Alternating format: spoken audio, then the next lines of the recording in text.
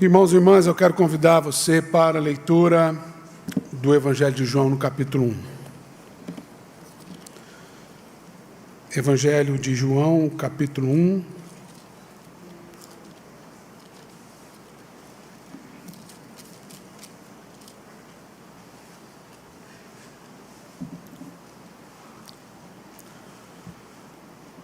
E assim nos diz: no princípio era o Verbo, e o Verbo estava com Deus, e o Verbo era Deus. Ele estava no princípio com Deus. Todas as coisas foram feitas por intermédio dele, e sem ele, nada do que foi feito se fez. A vida estava nele, e a vida era a luz dos homens. A luz resplandece nas trevas, e as trevas não prevalecem contra ela. Houve um homem enviado por Deus, cujo nome era João. Este veio como testemunha, para que testificasse a respeito da luz, a fim de que todos vierem a crer por intermédio dele. Ele não era a luz, mas veio para que testemunhasse da luz, a saber, a verdadeira luz que, vinda ao mundo, ilumina todo homem. O Verbo estava no mundo. O mundo foi feito por intermédio dele, mas o mundo não o conheceu. Veio para o que era seu, e os seus não o receberam. Mas a todos quantos o receberam, deu-lhes o poder de serem feitos filhos de Deus, a saber, aos que creem no seu nome, os quais não nasceram do sangue, nem da vontade da carne, nem da vontade do homem, mas de Deus. E o Verbo se fez carne, e habitou entre nós, cheio de graça e de verdade, e vimos a sua glória, glória como do unigênito do Pai. Senhor, Tu és infinito, grande é o nosso Deus. E as obras que Tu fazes, ó Deus, revelam o resplendor dessa Tua glória. Seu amor não tem limite. E no Seu perdão, na Sua presença generosa, nós encontramos paz. Por isso estamos aqui, para glorificar o Teu nome. Vem edificar a Tua igreja, Senhor. Tua palavra é proclamada neste lugar para glorificar o Teu nome e produzir em nós uma nova vida. Uma vida totalmente redimida, restaurada, prostrada e humilhada aos pés do Senhor. E somente a Tua voz pode falar a nossa alma a ponto disso acontecer. Que eu diga, mas que Tu fales com a Tua igreja, em nome de Jesus. Amém. Evangelho. Evangelho. Essa era a palavra que um mensageiro romano trazia para trazer boas notícias. A cada conquista, a cada empreendimento do grande imperador, o mensageiro era enviado a todas as colônias debaixo do domínio romano, e ele levava o Evangelho. A palavra Evangelion, a palavra grega que traduzida para nós por Evangelho, em substância, em síntese, ela diz apenas isso: as boas notícias, ou uma boa notícia. E certamente o imperador tinha muitas boas notícias. Afinal de contas, alguém com o poder que ele tinha, alguém com a influência que ele tinha, alguém com o poder bélico, por assim dizer, que o imperador tinha, esse homem era poderoso e tinha muitas boas notícias.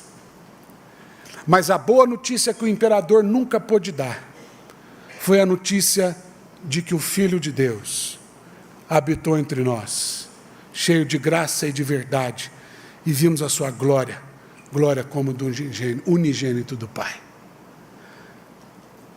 O Senhor Jesus, anunciado pelo anjo a Maria, que depois veio exortar a José. O Senhor Jesus, que constrangeu os doutores da lei, quando ainda menino pregava no templo.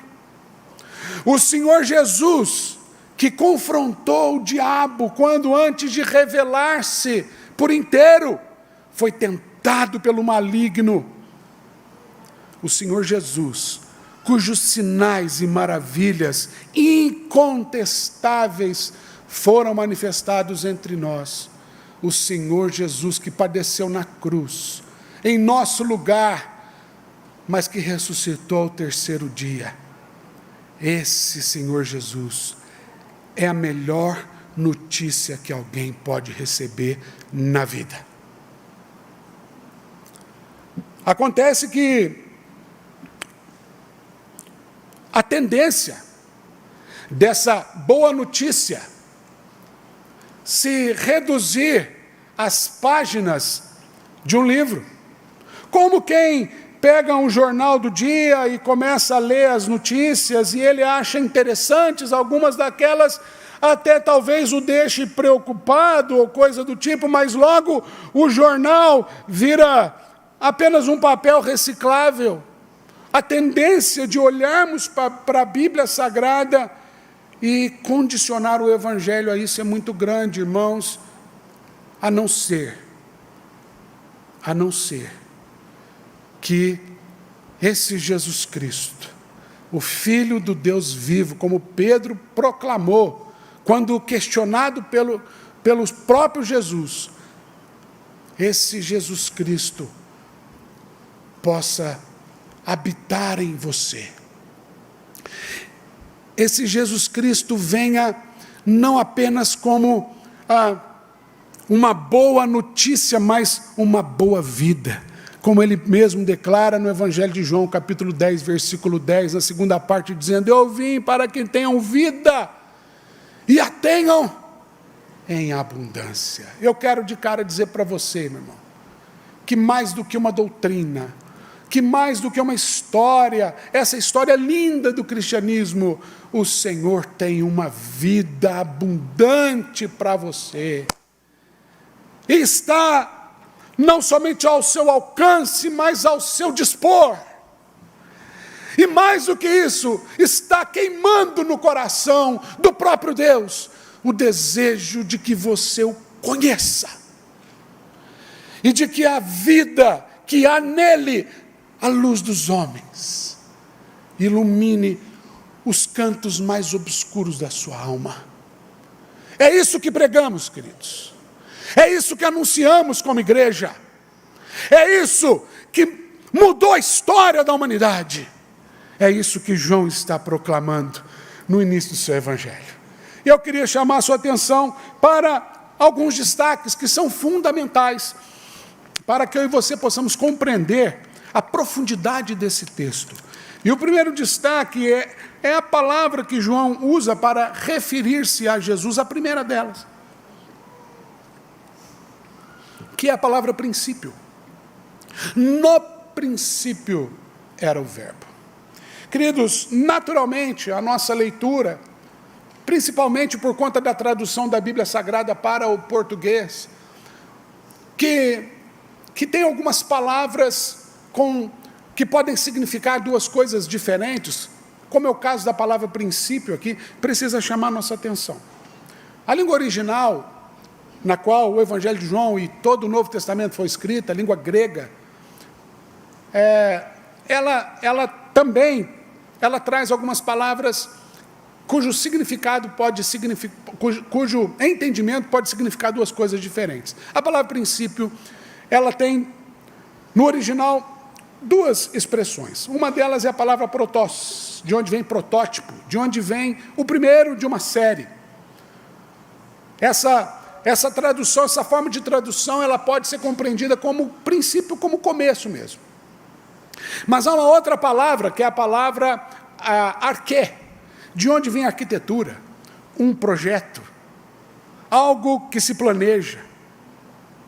E a partir disso, fundamentos são estabelecidos para que um projeto comece. A palavra arquê é a palavra usada aqui por João.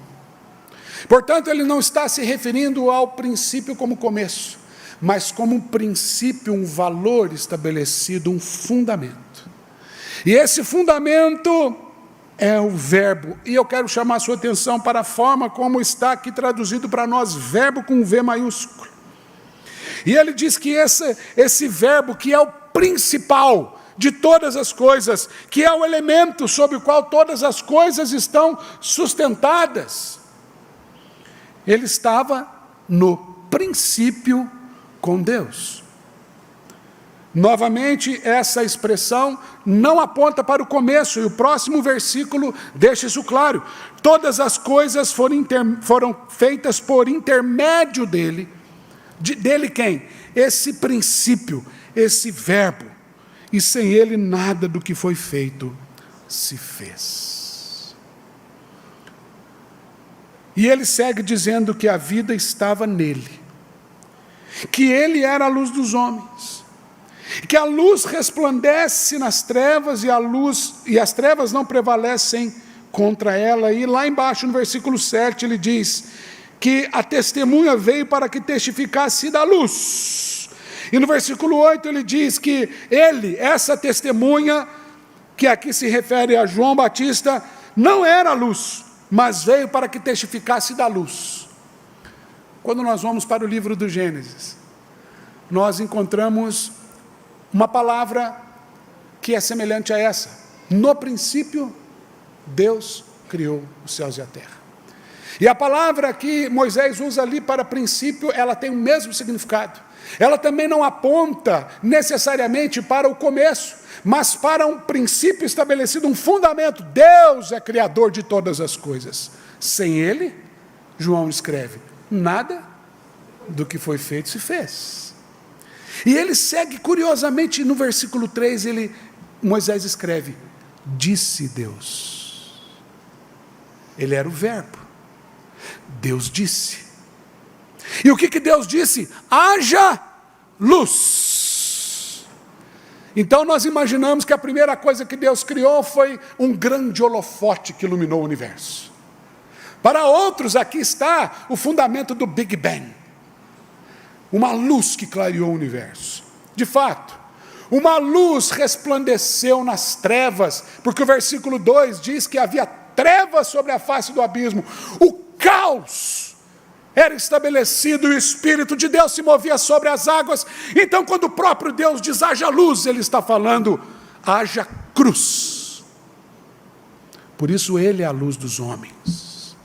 Não, João não era a luz, mas ele veio para que testificasse da luz. Que luz é essa? O próprio Cristo, que é revelado desde antes da fundação do mundo, como o apóstolo Pedro afirma. Ou como João afirma no capítulo 11, versículo 36, porque dele, por meio dele e para ele são todas as coisas, a ele pois a glória para sempre. Amém. Irmãos, as primeiras linhas do Evangelho de João são preciosas demais, profundas demais. E a partir desse princípio, eu queria conversar com você a partir de algumas questões que vão fazer toda a diferença na nossa vida. O que Jesus faz conosco? Olha, o que, de fato, conhecer a Jesus fez com você? Até onde esse evangelho, essa notícia que dividiu a história entre antes e depois, mas não como cronologia, mas como algo que realmente marca todo o universo, porque a partir do momento que o próprio Deus pisou nessa terra, a terra conheceu a plenitude daquilo que pode ser revelado.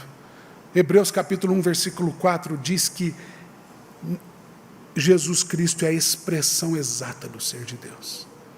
É a forma como Deus se expressa. Irmãos, o que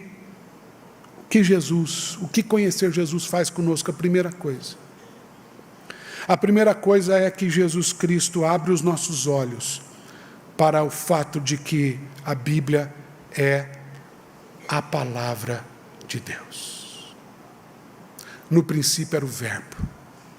Não somente a palavra dita, mas a palavra escrita, como o próprio Jesus chega em João e diz: escreve, porque essas palavras são fiéis e verdadeiras. Queridos, saber que a Bíblia é a palavra de Deus é algo tão precioso.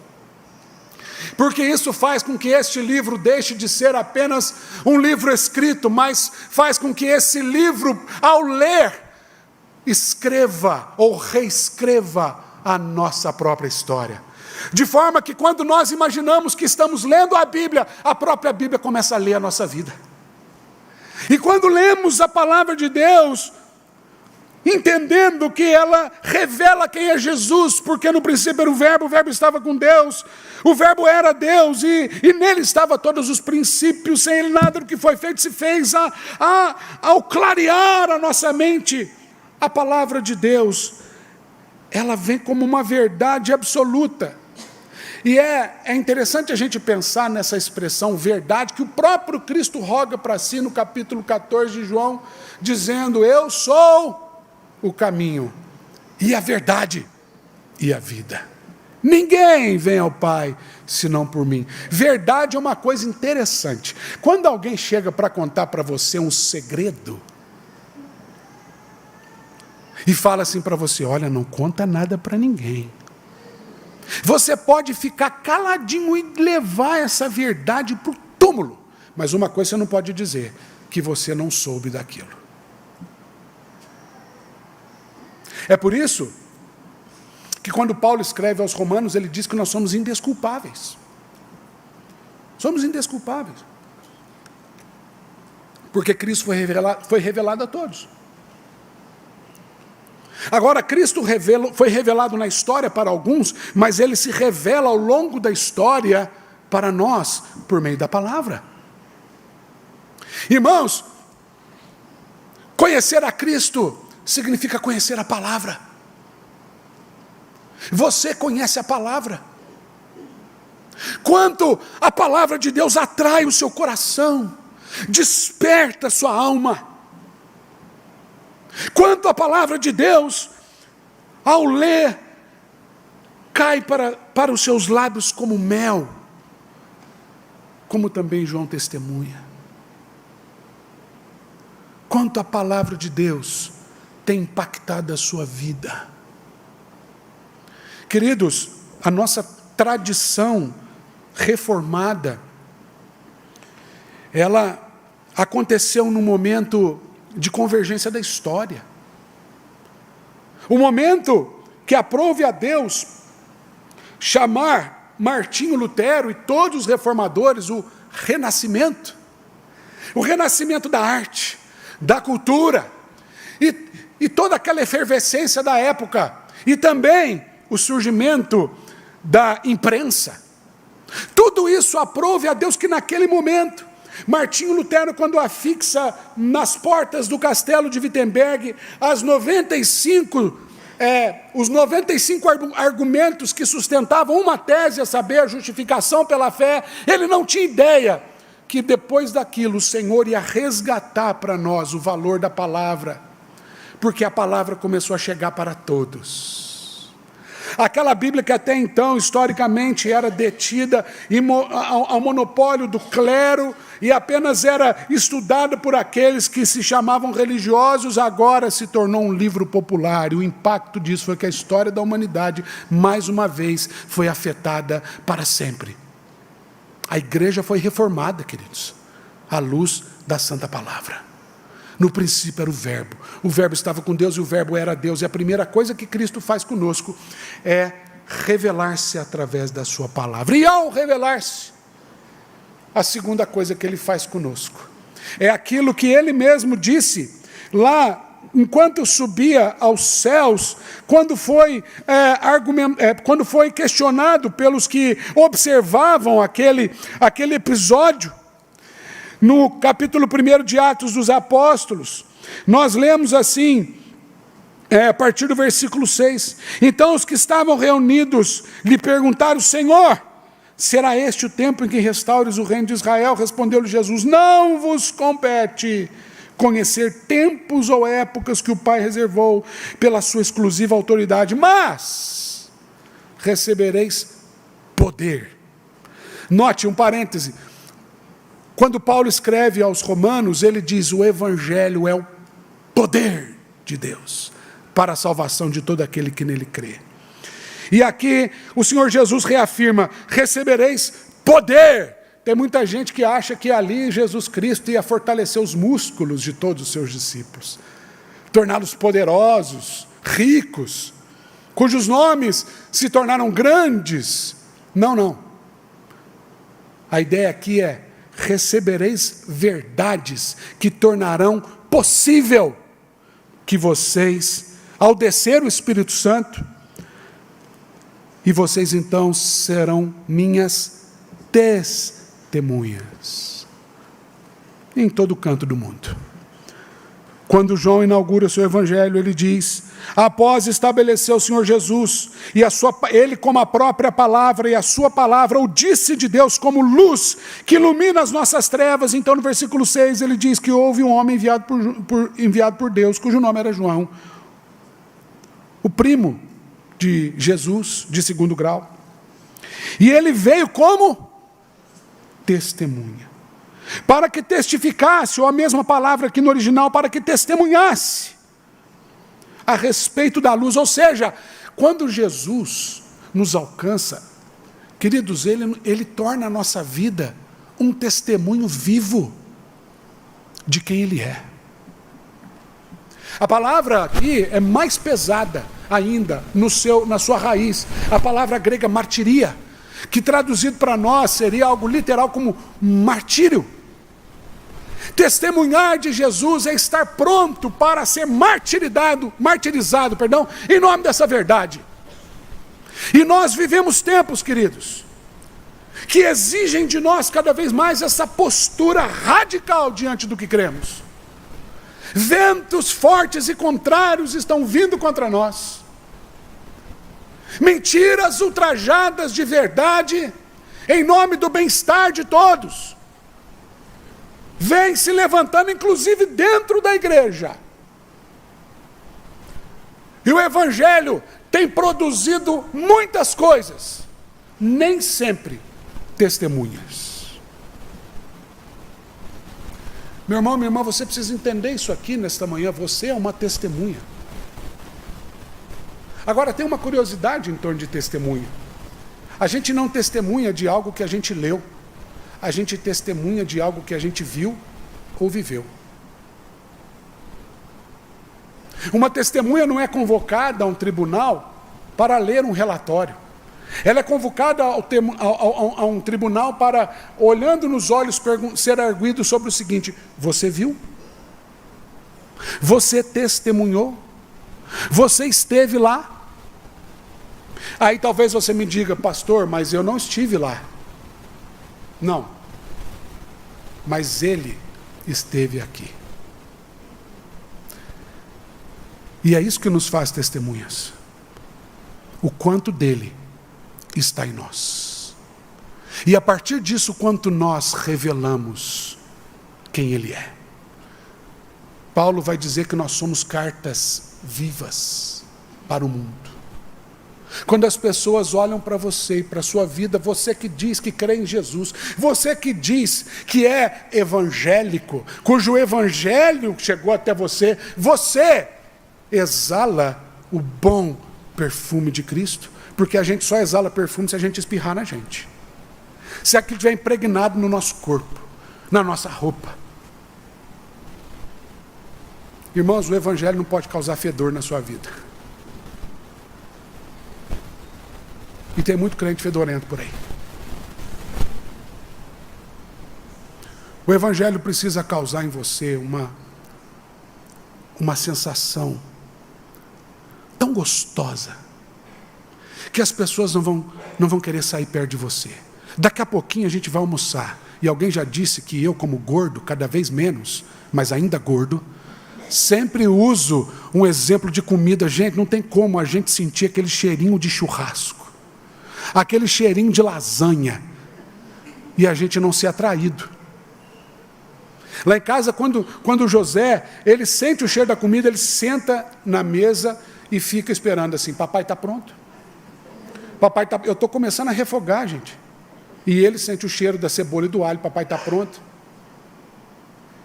Irmãos, quando nós sabemos das verdades bíblicas, especialmente da volta de Jesus, nós somos convidados à mesa, e o nosso coração precisa perguntar o tempo todo, papai está pronto? Papai está pronto porque eu quero me alimentar dessa comida. É isso que significa ser testemunha. Mais do que isso. Então ele segue dizendo que, isso aqui é muito importante, queridos, que o verbo estava no mundo, ele foi revelado, o mundo foi feito por intermédio dele, mas o mundo não o conheceu. E aí ele chama assim, veio para o que era seu e os seus não receberam. Tem muita gente que ao ler, imagina que ele está se referindo ao povo israelita, ao povo judeu. Não, não. Ele está aqui se referindo a lá no começo, Adão e Eva, que não conheceram quem ele verdadeiramente é, plenamente. Eles tiveram ali um lampejo do Evangelho, quando, por consequência do pecado, o Senhor vem, o Deus Todo-Poderoso ali, ele vem e ele diz, como consequência para aquele episódio, ele olha para a serpente e diz que a serpente lhe feriria. Acertei, né? O calcanhar, mas ele pisaria sua cabeça. Irmãos, eu e você conhecemos, ou temos o privilégio de conhecer muito mais de Deus do que Adão e Eva. Porque nós conhecemos aquele que se expressou plenamente, a expressão exata e plena do ser de Deus, aquele que diz, estou convosco todos os dias até a consumação do século, aquele que diz, eu voltarei. Ele então olha para ele, para mim e para você, os seus eleitos, aqueles a quem foi revelado o Evangelho do Senhor, estes foram feitos filhos de Deus. Por isso, em terceiro lugar, Jesus muda a nossa relação com Deus. Ele permite que nós olhemos para o Criador e o chamemos de Pai. Ah, meu irmão, olhar para Deus e chamá-lo de Pai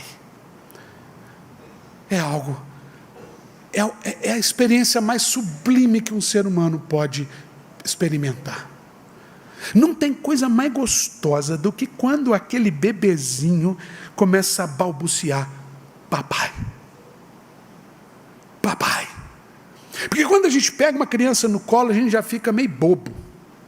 E a gente fica imaginando um tanto de coisa, mas quando ele olha para a gente a primeira vez e ele fala assim, papai. Ah, irmãos, é ou não é verdade?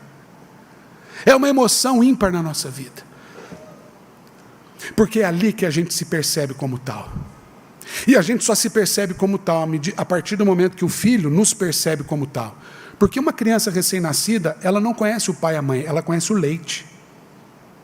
Então você pode pôr uma criança no colo de qualquer mulher que tenha leite para oferecer, que ela vai alimentar. Mas é no relacionamento diário, no cheiro da mãe, no colo do pai, que essa criança se identifica como parte daquela família. E Jesus Cristo muda a nossa relação com o Pai, com Deus, e nos permite chamá-lo de Pai. Meu irmão, minha irmã, o Pai Nosso não pode ser uma reza. Nós vamos repetir aqui essa oração. O Senhor Jesus não estava ensinando uma reza para nós. Quando falo reza, meu irmão, minha irmã, entenda bem, eu estou falando como algo que a gente fala por hábito, que a gente expressa automaticamente. A gente não pensa nas palavras. Não. Um dedinho aqui de cultura bíblica. Todo rabino, Jesus era chamado de rabi, né? Mestre. Todo rabino, ele tinha uma síntese da sua cosmovisão, que é o que ele ensinava, o seu discipulado. Ele ensinava os seus talmidim, as palavras ali para discípulo. Ele ensinava uma espécie de resumo do seu jugo. Mateus 11, 28 a 30, Jesus fala, né, vinde a mim os que estão cansados, sobrecarregados, eu vos aliviarei. Tomai sobre vós o meu jugo e aprendei de mim, porque sou manso e humilde de coração. E ele diz algo mais: e achareis descanso para a vossa alma, porque o meu jugo é suave, o meu fardo é leve. Jugo, essa palavra é exatamente a forma como um rabino expressa as Escrituras. Então nós temos ali algo registrado em Mateus chamado o Sermão do Monte, que é o jugo de Jesus. Mas no jugo de qualquer rabino, todo rabino tinha um jugo. Por isso que Jesus fala: tomai sobre vós o meu jugo. Então, quando ele resume quando ele apresenta o jugo, todo rabino também ele ensina uma síntese de oração. Então todo rabino tinha uma oração. Então a oração do Pai Nosso é a síntese da síntese. É o que de fato Jesus, é como se ele estivesse dizendo assim, olha, de tudo, como Salomão encerra o livro do Eclesiastes. Fala assim, olha, de tudo isso, tudo isso que eu ensinei, a suma, o sumo, aquilo que espremendo sai ali por final, é essa: tema a Deus. Tema a Deus, leve Deus a sério. Então aqui no Pai Nosso nós temos a suma do Evangelho, que nos permite, logo de saída, chamar Deus de Pai. E Pai Nosso. É o Evangelho que nos torna irmãos, a despeito do nosso DNA e do nosso sobrenome. É o Evangelho que nos torna filhos de Deus, adotados, porque o nosso irmão mais velho intercede por nós e nos resgatou para do império das trevas para o reino do Filho do seu amor. Por fim, então Jesus Cristo muda a nossa leitura da palavra de Deus. Ele faz com que a Bíblia se torne a palavra de Deus. Ele nos torna testemunhas. Ele muda a nossa relação com o Pai, mas por último, queridos, Ele nos faz testemunhas não somente do Evangelho, mas da glória de Deus. Irmãos, o fim principal do homem, segundo a primeira pergunta do Catecismo de Westminster, é glorificar a Deus. Qual o fim principal do homem? Glorificar a Deus e gozá-lo para sempre. O fim, a finalidade, o propósito principal do homem, a razão pela qual Deus criou a mim e a você, é glorificar a Deus. E o que é glorificar a Deus? Glorificar a Deus, queridos, é revelar o nosso Deus em tudo que fazemos. É viver de tal maneira que tudo que fazemos exalta o nome de Deus.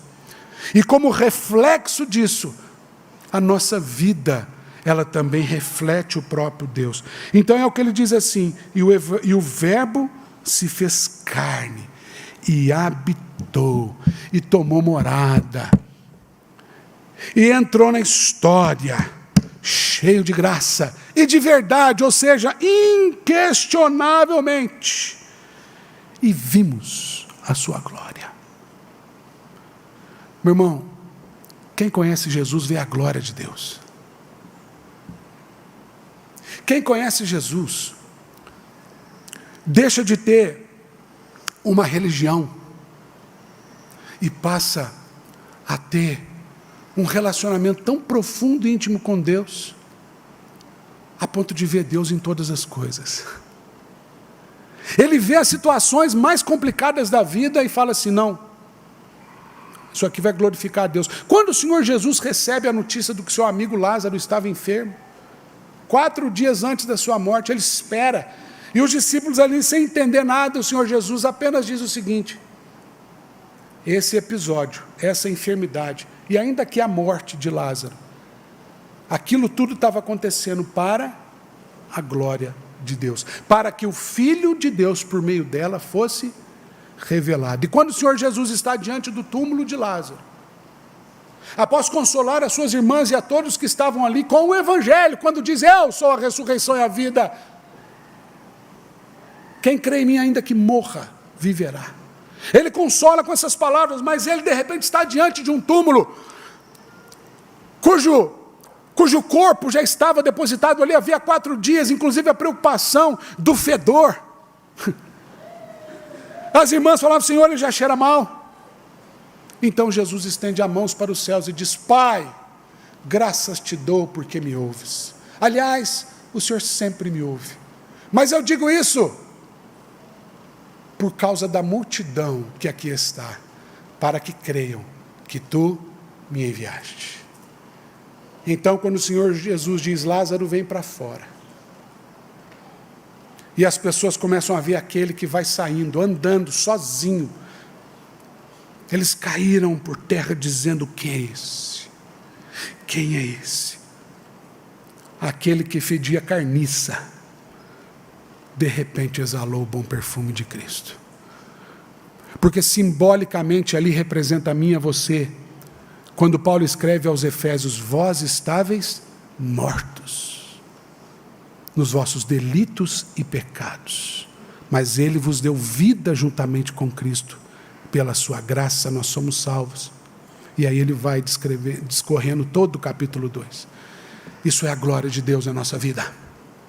A glória de Deus faz com que mortos se tornem vivos, porque o resplendor da glória do Senhor, ele nos envolve, como envolveu o profeta Isaías, capítulo 6, quando vai no momento de tristeza, no ano da morte do rei Uzias, um ano trágico para aquele povo, um grande rei, e agora como que sem saber para onde ir, ele vê o Senhor assentado sobre um alto e sublime trono, e a glória do Senhor é revelada diante dele, e a reação de Isaías diante dessa glória de Deus, foi dizer, ai de mim, estou perdido, porque sou homem de impuros lábios, habito no meio de um povo de impuros lábios, e os meus olhos viram o Rei.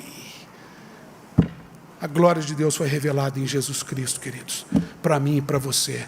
Então viva Jesus, celebre Jesus, exale Jesus, glorifique Jesus, em nome dEle. Amém. Nós te adoramos, ó Deus, por maravilhosa obra da salvação, que nos resgatou, que nos convida à mesa, e que, ó Deus, nos faz testemunhas da sua glória. Obrigado, Senhor, por teres nos alcançado, e salvo, ó Deus, a nossa vida por completo. Nós te louvamos e te adoramos. Que o Senhor vos abençoe e vos guarde. Que o Senhor faça resplandecer o seu rosto sobre vós e tenha misericórdia de vós. Que o Senhor sobre vós levante a sua face e vos dê a paz. A graça de Jesus Cristo nosso Senhor, o amor do Pai, as consolações do Espírito sejam sobre vós para sempre.